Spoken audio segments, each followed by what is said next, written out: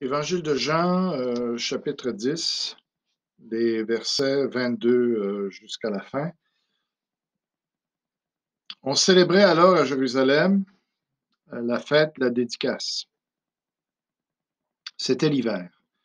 La fête des dédicaces, c'est une fête que les Juifs ont instituée après que leur temple a été profané par un roi païen, Antiochus Épiphane, et puis une fois qu'ils ont eu gagné la guerre contre lui, qu'ils ont vidé le temple des idoles qu'il avait mis dans le temple, eh bien, ils ont institué cette fête-là, qu'ils ont appelé la fête de la dédicace ou des Lumières, la Hanouka aujourd'hui pour les Juifs.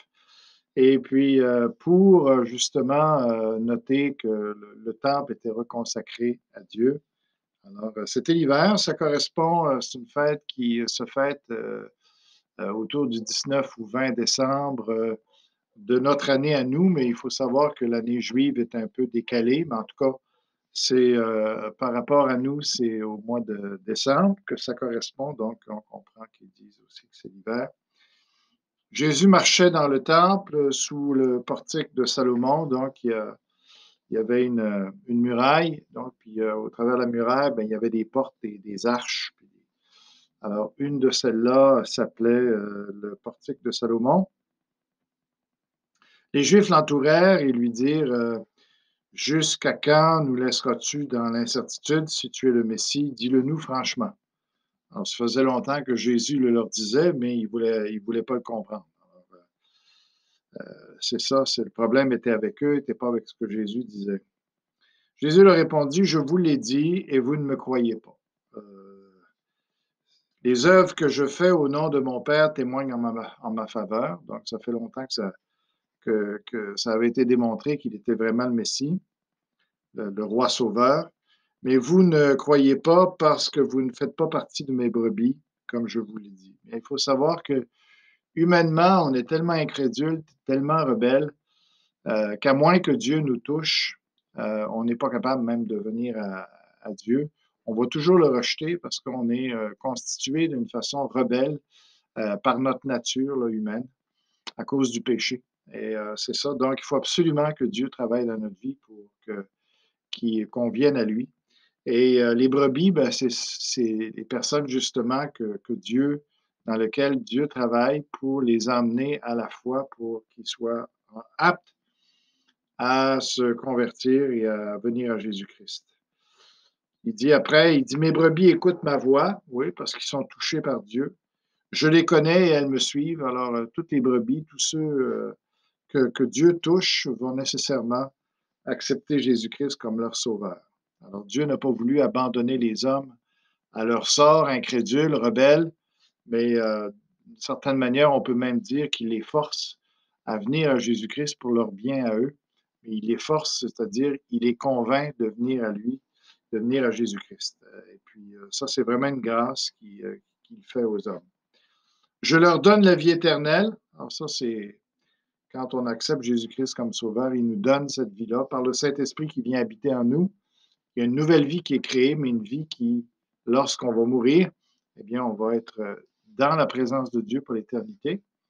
Et puis, avec le Saint-Esprit, on va bénéficier d'une vie qui est complètement nouvelle pour l'éternité. Elles ne périront jamais. Donc, il ne parle pas de la mort physique ici, il parle de la mort de notre âme. Notre âme ne peut plus être séparée de Dieu après cela. Et personne ne pourra les arracher de ma main. Donc, il y a une personne qui accepte Jésus-Christ comme son sauveur et puis qui reçoit la vie éternelle, eh bien, il n'y a personne après ça qui peut empêcher cette personne-là de suivre Jésus-Christ, d'être sauvée. Impossible.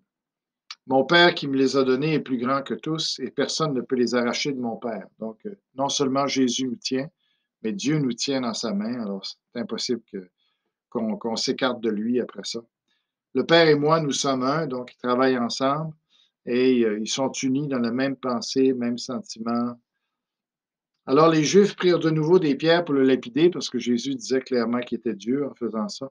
Jésus leur dit, je vous ai fait voir beaucoup de belles œuvres qui viennent de mon Père. Il dit, à cause de laquelle me lapidez-vous? C'est un peu sarcastique, hein? Habituellement, on ne lapide pas des gens parce qu'ils font des bonnes œuvres, mais Jésus n'avait fait que des bonnes œuvres. Donc, il voulait les faire réfléchir, dire, vous n'avez pas raison de me lapider, là, tu sais, c'est pour quelle bonne œuvre, là, parce que je fais rien que ça, de faire des choses qui vous guérissent ou qui vous font du bien. Alors.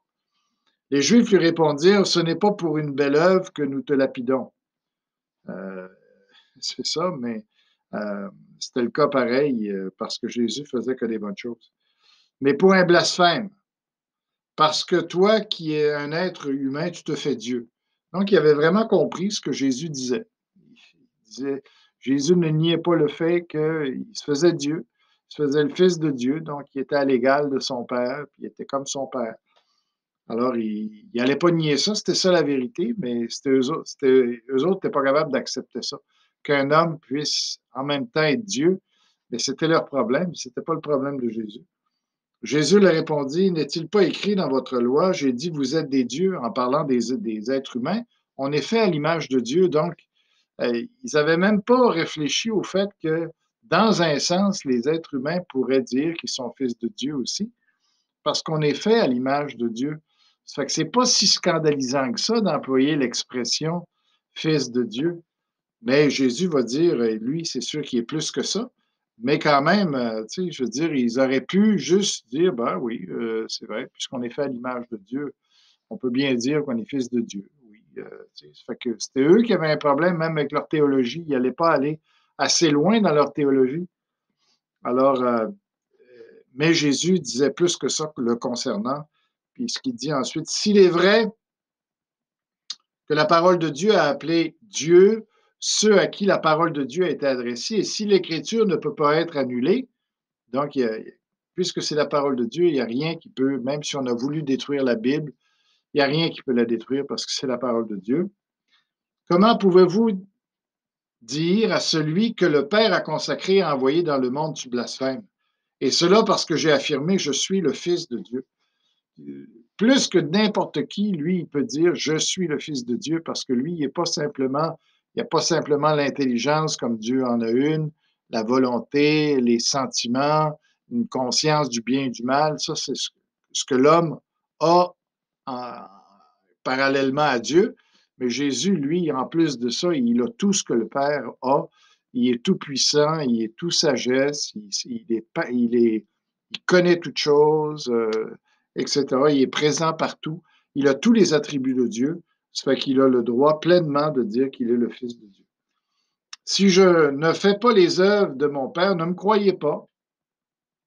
Mais si je les fais, même si vous ne me croyez pas, parce que si vous voyez juste un homme devant vous, croyez à ses œuvres afin de savoir et de reconnaître que le Père qui est en moi et que je suis dans le Père. Donc, à cause de ces œuvres-là que le Père fait, réaliser que je suis dans le Père est en moi, on est unis ensemble, puis c'est ça la vérité. Voilà pourquoi il cherchait encore à l'arrêter, mais il leur échappa. Alors ça, c'était inconcevable pour eux autres que Jésus puisse être Dieu sous la forme d'un homme. Ils ne pouvaient pas accepter ça. Jésus retourna de l'autre côté du Jourdain, à l'endroit où Jean, avait d'abord ou avait d'abord baptisé, et il y resta. Beaucoup de gens vinrent vers lui et disaient, Jean n'a fait aucun signe miraculeux, mais tout ce qu'il a dit à propos de cet homme était vrai. Et là, beaucoup crurent en lui. Alors, c'est ça. Et puis, fini pour la lecture d'aujourd'hui.